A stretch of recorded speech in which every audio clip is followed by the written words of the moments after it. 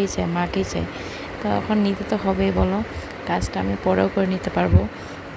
তাই আমার ঘরটা গোছাতে দুদিন দেরি হয়ে গেছে।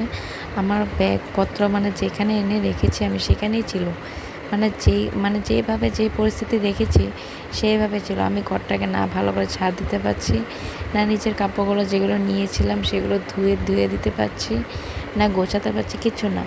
যা ওইদিকে আমি কাপড়গুলো গুছাতে নিয়েছি, এদিকে পাপাই কিন্তু শুয়েছিল।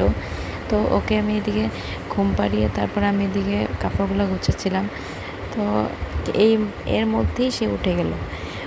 এখন তো নিতে হবে। তারপরে আবার ওকে অল্প কুলে নিয়ে অল্প খেলা করেছে ওর সাথে, তারপরে ওকে আবার রেখেছি বিছানায়। তো ও খেলা করছিল, ওর সাথে খেলা দিয়ে রেখেছি আমি, আর আমি ওর সাথে কথা বলছি আর দিয়ে কাপড় ভাঁজ করছি।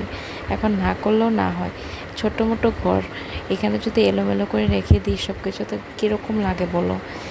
যদি পরিপাটি করে না রাখা যায়, যদি গুছিয়ে না রাখা যায়, রুমটাতে জায়গা থাকে না আমার, এত ছোট একটা রুম হয়। তো এখানে এভাবে আমাকে মানিয়ে নিতে হবে। তো সেইভাবে আমার পরিস্থিতিগুলোও আমার মেনটেন করতে হবে, জানো তো। তো এদিকে পাপাইকে সুন্দর করে খেলা করতে দিচ্ছি, আর আমি দিয়ে কাপড়গুলো গুছিয়ে নিচ্ছি, কারণ একদিনে তো পাইনি সবগুলো ধুতে, অল্প অল্প করে ধুয়ে দিয়েছি সব কিছু।